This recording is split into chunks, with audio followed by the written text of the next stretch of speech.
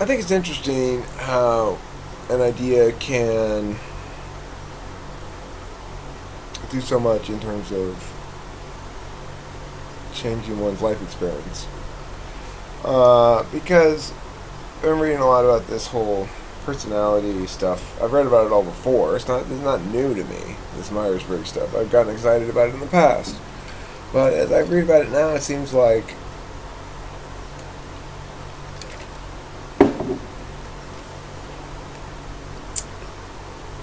there's more stuff about it up there. And I'm struck by, like, why aren't people more aware of that? In the same sense that they're aware of their male or female. They should be aware of their personality type. But I think that the crucial thing for me that I learned, which I think has made it much more effective of a model and therefore much more interesting to me, is the types, the Enneagram types, which is to say, the problem with Myers Briggs is it accounts for sort of a structural nature, but it doesn't account for experiential stuff, which changes your personality, obviously. So, you might be sort of born ENTP, but if you're raised a certain way, you're not really going to turn out the same as if you were raised another way. So, the way to account for that is this Enneagram thing, which says that you're born in one of three states, as one of three kinds of beings. You're either active, responsive, or neutral. Withdrawn, basically.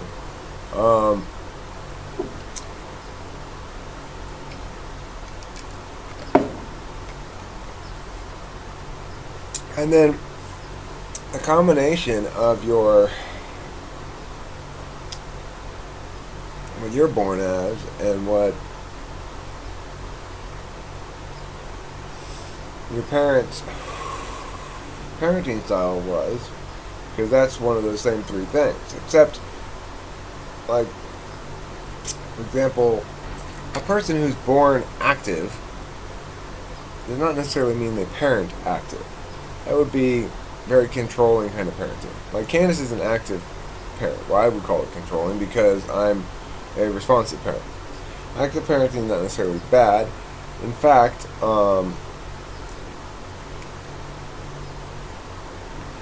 responsive children tend to prefer active parents. We set a lot of rules and stuff, and who dictate the terms of what's going to go on. Active children prefer responsive parents.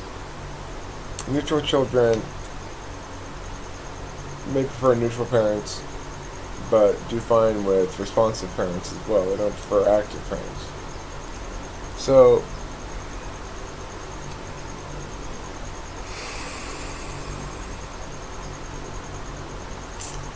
I was born active. My parents were responsive, so I ended up at type 7. So this predicted model says. Well, I knew before I found out predicted model predicted me as type 7. I figured out that I was type 7, alright? So, I like the neatness of that sort of falsification test, right? That based on descriptions of types, I said, I think I'm type 7. And then, based on one of three variables, I said, okay, well, I think I was active. And one of three variables of my parents, I think, well, they were responsive. And I checked the model, and it says, it predicts I'm going to be type 7. I am. Wow. That's a good model. That's effective. And I really am enjoying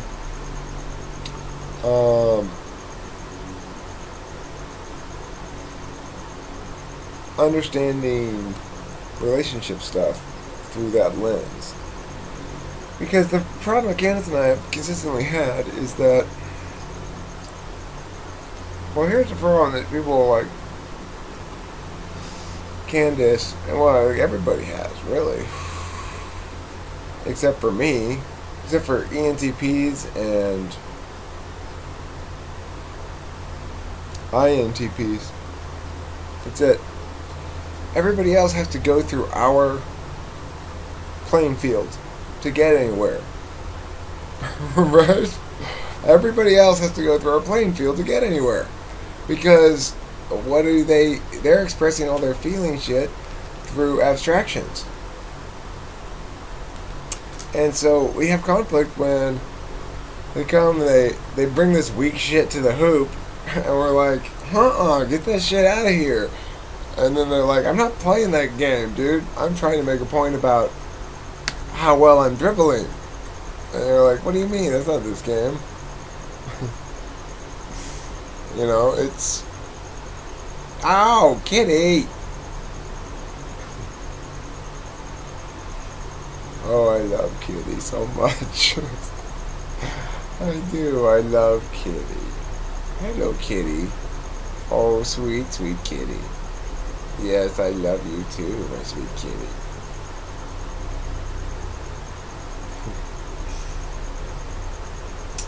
Yeah. We're big softies. That's what it says also on the internet. ENTP is that we seem stubborn and hard and stuff, but actually we're big softies. And we are. I am for sure. Especially with Kitty meow meow. Oh, Kitty meow meow. I love you. Do you want more bottle? You drank like almost that whole thing, dude. Or you just wanna play affection cat.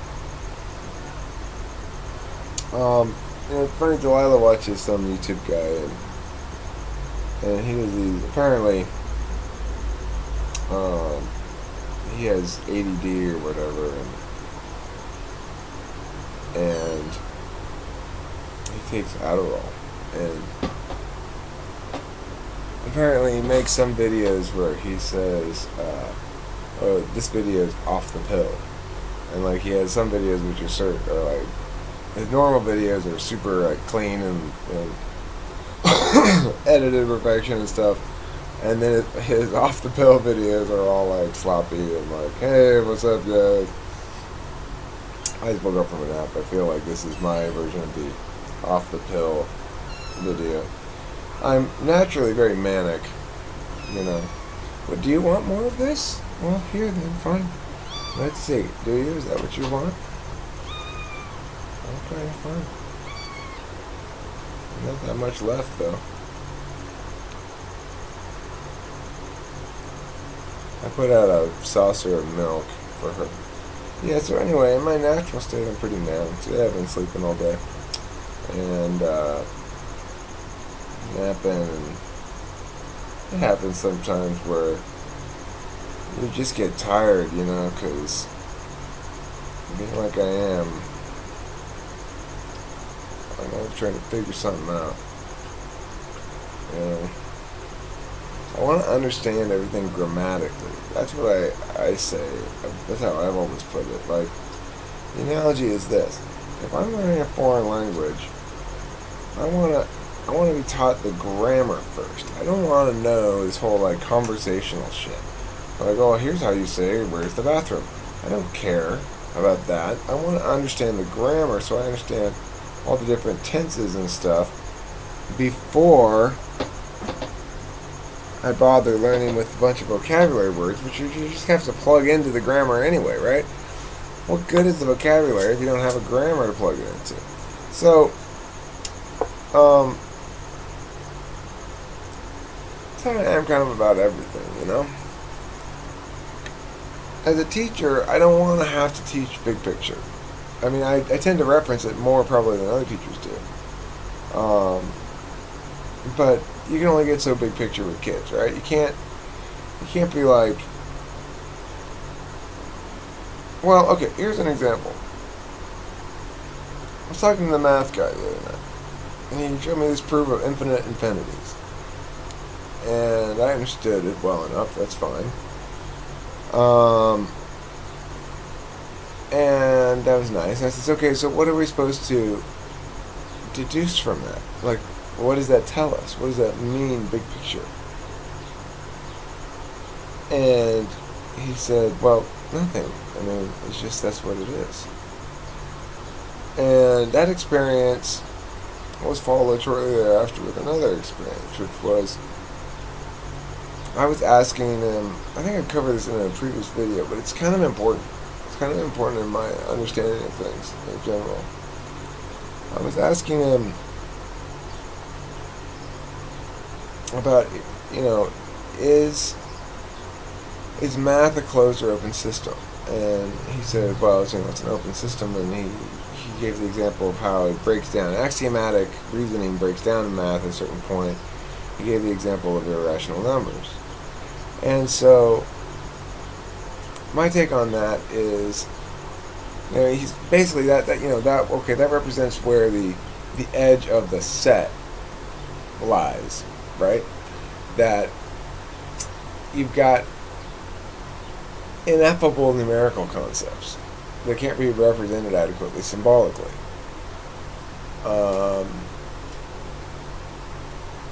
Just as you've got still verbal language, talking things that aren't represented symbolically when we represent the language symbolically, right? I mean, with the addition of emoticons, we're getting closer, but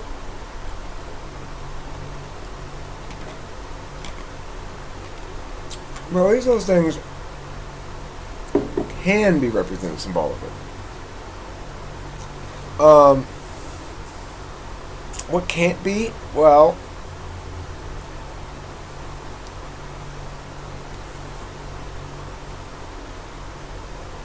like emergent stuff, right?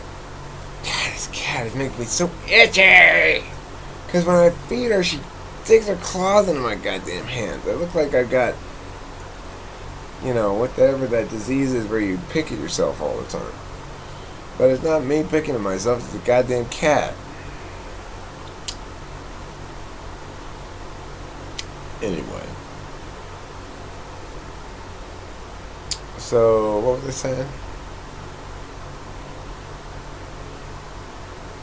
Cat got me off topic. Oh, I think one reason why it's important for people to study that personality stuff is that I remember when I first discovered it, mid-30s or whatever, I just was like weeping openly because prior to that I just thought that there was something terribly wrong with me, and I didn't have any idea what it was exactly. But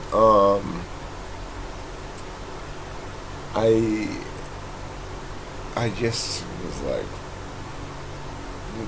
not very many other people seemed like me very much, and I didn't know any anyway. They were particularly like me. I mean,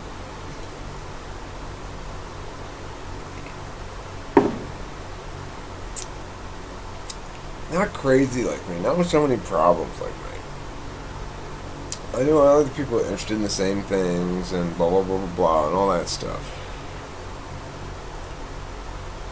But it just always seemed like everybody had it more together than I did, That I was all the things that I didn't really want to be all the time. I always thought I was a very logical and rational person. Then why am I so impulsive and risk-taking? Oh, well, I'm one of those. It was nice. It was reassuring. Then when I read more about it and read about the dominant and tertiary functions and